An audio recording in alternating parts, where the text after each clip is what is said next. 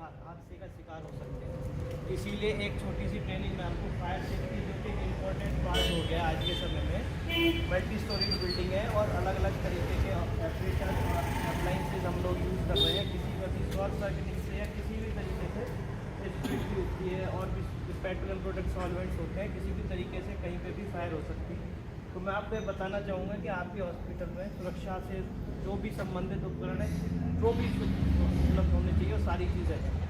आपके पास first aid के लिए फायर एक्सटिंग्विशर है, फायर अलार्म पैनल है, उसके बाद आपके पास हाइड्रेंट सिस्टम है, उसके बाद आपके पास स्मोक डिटेक्शन का भी सिस्टम लगा हुआ है, और उसके बाद आपके पास नियर बाई एरिया में फायर स्टेशन भी अवेलेबल है। आपके पास बोर्ड पे नंबर्स वगैरह जो भी होना चाहिए पुलिस की और फायर के, वो भी रखिए। अगर कोई ऐसी बात होती है तो आप फर्स्टली खुद भी कंट्रोल करने की कोशिश करेंगे। अगर उससे ऊपर नहीं जाते हैं तो आप जो है 101 नंबर पे जो है फायर के उसको बुला सकते हैं। सुरक्षा जितनी जल्दी आप उस पर जो है एक्टिव हो जाएंगे, उतनी जल्दी आप जो है अपने आप को सुरक्षित कर सकते हैं। आग का मतलब होता है विद इन सेकेंड्स, बहुत एक छोटे लेवल से उच्च लेवल पे चली जाती है। तो आप जितने जल्दी एक्टिव होंगे उतनी जल्दी ही आप जो है आपको बुझा सकते हैं।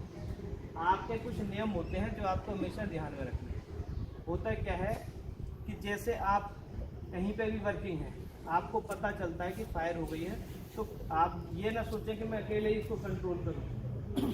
आप थोड़ा, या तो आपके पास स्कूटर है उसको रिंग कर सकते हैं, या आप अगर वो काम नहीं कर रहा है तो इस केस में आप खुद भी चिल्ला सकते हैं कि आग लगी, आग लगी। जिससे कि आप अकेले हैं तो उसके दो फायदे होते हैं। एक तो ये फ़ायदा है कि कोई अगर ऐसी जगह पे फंसा हुआ है जहाँ से निकलने का सिर्फ एक ही रास्ता है, तो वो जो है निकल के बाहर आ जाएगा। और दूसरा ये रहता है कि आप अकेले जितना जल्दी कंट्रोल नहीं कर पाएंगे, आपके अगर 2 साथी या 4 साथी जो नियर बाई एरिया में हैं वो आ जाएंगे तो आपकी जो है हेल्प करेंगे आग बुझाने में। हो सकता है कि जहाँ पे फायर हुई हो वहाँ पे आप ही अकेले हों और फायर सिलेंडर्स वगैरह कुछ ना हो, तो आप अगर हूटर बजाते हैं या खुद अपने वॉइस अलार्म देते हैं किसी को भी, तो उससे आपके 4 दोस्त जो हैं जिनके नियर बाई जो भी उपकरण होंगे फायर सेफ्टी के, वो उनको लेके आपका मदद कर सकते हैं। लेकिन अब ये जानते हैं कि आप सारी चीज़ें जानते हुए भी कभी कभी क्या होता है कि हमें जानकारी की होती है कि हम किस तरीके से कैसे कंट्रोल करना है, कौन से एक्सटिंग्विशर्स को किस वाले फायर पे यूज़ करना है। अगर ये हमें प्रॉपर जानकारी नहीं है तो ये भी एक हादसे का कारण बन जाता है। सपोज दैट कि आपके पास इलेक्ट्रिकल फायर है और आप ये मैकेनिकल फॉर्म का सिलेंडर लेके चले गए, ये वाटर बेस्ड होता है, तो ये आपको आग बुझाने की बजाय उल्टा करंट दे देगा। तो मैं सबसे पहले आपको सिलेंडर्स के बारे में जानकारी दूंगा, उसके बाद सारी आगे की वो करेंगे। हर एक सिलेंडर पे जो है कुछ लिखा हुआ है, ABC लिखा हुआ है, किसी पे AB लिखा हुआ है, किसी पे BC लिखा हुआ है। आगे देखो नीचे लिखा हुआ है।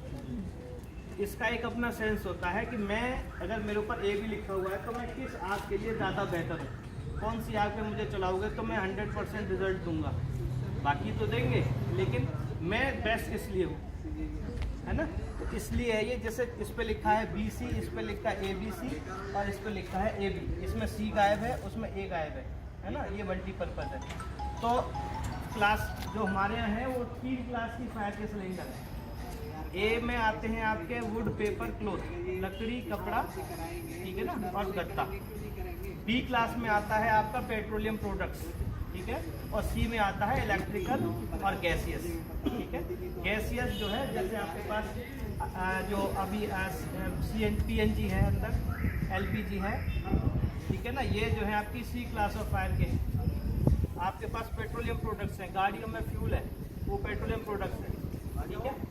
कभी ट्रांसफार्मर में भी फायर हो जाती है हीटिंग टेम्परेचर की वजह से, ट्रांसफार्मर ज़्यादा गर्म हुआ, कहीं से लीकेज हुई, फायर हो गई, तो वो B क्लास ऑफ फायर है, क्योंकि उसमें पेट्रोलियम प्रोडक्ट्स है, लुब्रिकेंट है, ऑयल है, ठीक है। ऐसे ही A क्लास में हो गया। अब आपको ये जानकारी है कि A में कौन सा आता है, B में कौन सा, C में कौन सा। अब मैं आपको ये भी बताता हूँ कि B ये जो है बेस्ट क्यों है पेट्रोलियम प्रोडक्ट्स के लिए, B और C वाला। B और C में जो क्या होता है, ये वेपर फॉर्म में होते हैं जलने के बाद। पेट्रोलियम प्रोडक्ट्स जो भी होते हैं, गैसियस जो भी होता है, वो वेपर फॉर्म में कंटिन्यू हो जाते हैं। आपका ये गैस होती है तो वेपर फॉर्म में होती है। जितना एरिया वो आग जलने में कवर करेगी उतना ये गैसियस फॉर्म में है, ये भी उतना ही एरिया कवर करके चलेगा, इसीलिए ये ज़्यादा बढ़िया है। ये एपरेटस आपका क्लोज एरिया के लिए है, अगर इसे आप हवा में चलाएंगे, जैसे अभी हवा चल रही है, तो उसमें काम नहीं करेगा, क्योंकि अभी यहाँ पे इतना पर्याप्त ऑक्सीजन है जितना इसमें CO2 नहीं है। तो ये क्लोज्ड एरिया के लिए है, बाकी आप इनको ओपन एरिया में यूज़ कर सकते हैं। यूज़ करने से पहले ये हमें जानकारी होनी चाहिए कि हम हमेशा सिलेंडर को हवा के डायरेक्शन की तरफ से चलाएंगे, कभी भी अपोजिट डायरेक्शन में खड़े होकर नहीं चलाएंगे, क्योंकि वो फिर जितना भी केमिकल होगा आपके ऊपर आएगा। ठीक है, तो ये चीज़ें हो गई रिलेटेड टू ये किस पे चलाना है वो और कौन सा बेस्ट है उसके लिए। ये आपका AB क्लास का ही है, आपकी डीजल जो आपका जनरेटर है उसके लिए दिया है हमने स्पेशली, क्योंकि वो फ्यूल होता है। ये मैकेनिकल फॉर्म है, इसमें से फॉर्म निकलते हैं और वो एक लेयर दे देते हैं आपको फ्यूल के ऊपर, जिससे कि आपका कॉन्टैक्ट टू एयर जो है ख़त्म हो जाता है सॉल्वेंट्स के साथ।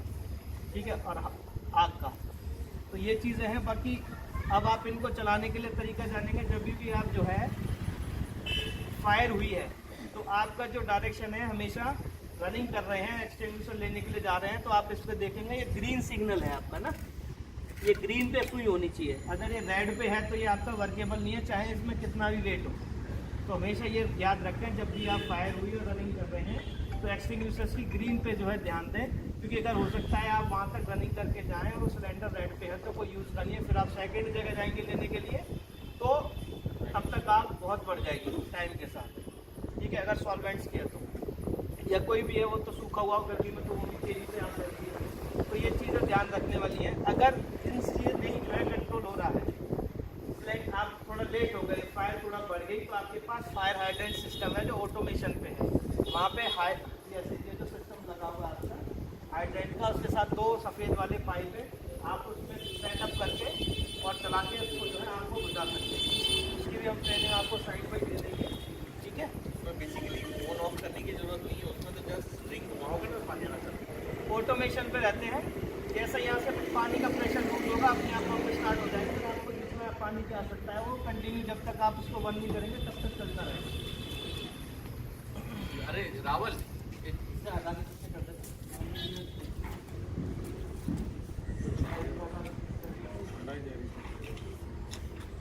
ये पाइप है, इसके 2 पार्ट होते हैं। एक जो है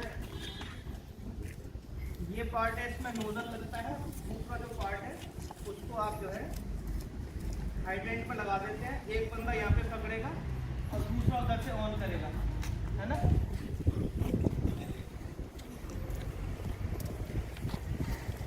ये खोलने के लिए भी आप इसको ऐसे पकड़ के खोल सकते हैं।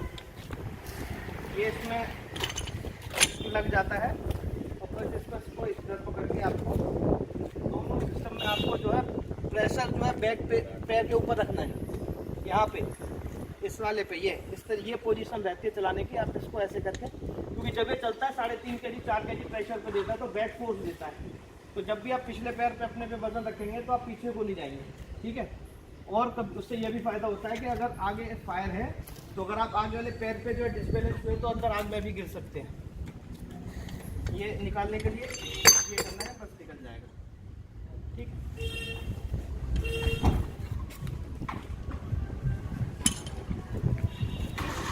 तीनों फायर सिलेंडर्स में सेफ्टी पिन लगी हुई है, ये भी है, इसमें ये है, इसमें ये। जब आप सिलेंडर चलाएंगे तो सबसे पहले सेफ्टी पिन को रिमूव करेंगे, इसमें भी ये लगी हुई है, इसको तोड़ेंगे। ठीक है ना, ये थोड़ा सा प्रेशर के साथ ये ब्रेक हो जाएगी। ठीक है, अब ये रनिंग कंडीशन में है। ठीक है ना, चलाने के लिए आप इसको ऐसे पकड़ेंगे, ये आपका होज है, फ्लेक्सिबल है, किसी भी तरफ मूव कर सकते हो। ये डायरेक्शन रहेगा, बैक पे पैर पे आपका वजन रहेगा, किसी भी तरफ आप इसको यूज़ कर सकते हैं। ठीक है, CO2 सिलेंडर है, इसको आप जब यूज़ करेंगे तो आपकी पोजीशन कुछ इस तरीके की रहेगी। ये इस पर आगे प्रेशर देखें, क्योंकि ये भी बहुत ज़्यादा प्रेशर होता है तो पीछे प्रेशर एक्सर्ट करता है। ठीक है ना, बैक पे पैर पे वजन, एक हाथ ये और दूसरा हाथ ऐसे। ठीक है, यहाँ से ऑन करेंगे इसको जो है तो ये इस तरीके का निकलेगा ये, लेकिन अभी मैं ऊपर कर रहा हूँ। ठीक है ना, किसी भी साइड में इसको यूज़ कर सकते हैं। बेटर है कि आप इसको जो है प्लास्टिक वाले पार्ट को पकड़ें। ठीक है, क्योंकि आइस बर्न हो जाती है, बहुत ठंडी गैस।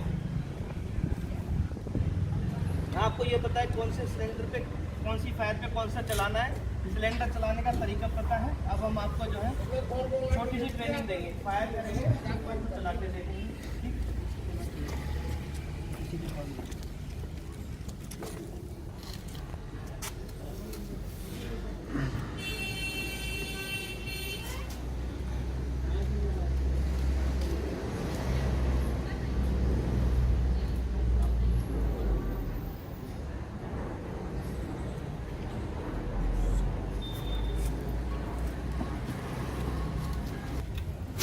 सिलेंडर हो गया, ये आपने होज पकड़ लिया, ठीक है। बस आप 1 मीटर डिस्टेंस से ले सकते हैं। अब हम डायरेक्शन देख रहे हैं, हवा इधर की है तो यहाँ से चलाना इसको बेटर रहेगा। उधर से चलाएंगे तो आपके ऊपर ही पाउडर आएगा। सिंपल सा है, कुछ नहीं करना। और ये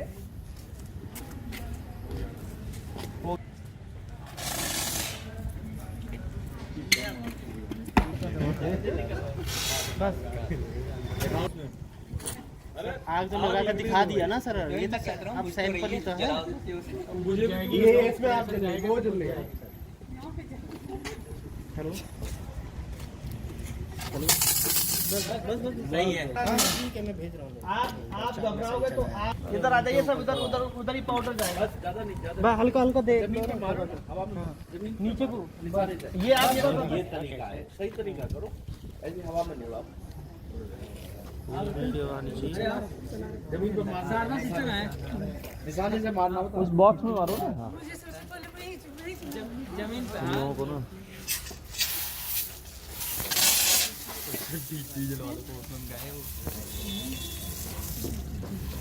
हाँ नहीं उड़ेगा। अब खत्म ही करके मानोगे क्या? खत्म रिफिल तो होने ही जाना है। देखो डिपार्टमेंट से हिलने पर आज निशाने से पैर वैर सही करो, ये ऐसे तो कोई भी चला देगा। बस बस जो उसने बताया उस चीज को फॉलो करो ना, जो उसने बताया। आगे से पकड़ पाइप और हाँ चलो भाई, तुम चलो।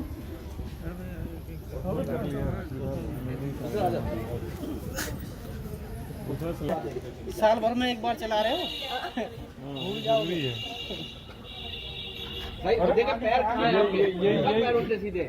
अब ये ऐसे ठीक है, ठीक है। सिलेंडर उसे नहीं, लिक्विड वाला है, कोई बात नहीं।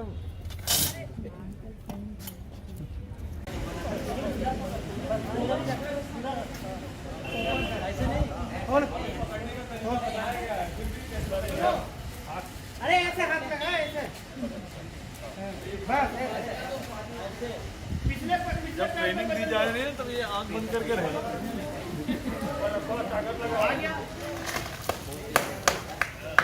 देख के देख के ऑन करो, ऑन करो, ऑन करो, इधर घुमा, इधर ऑन करो, और करो, खोल दो भैया, खोल दो। अभी आपको वजन दे रहा होगा, और खोलो, जाएगा पानी तो आ जाएंगे तुम्हारा खोलो खोलो, करने लगेंगे। खोल दो ना, बस रहने दो।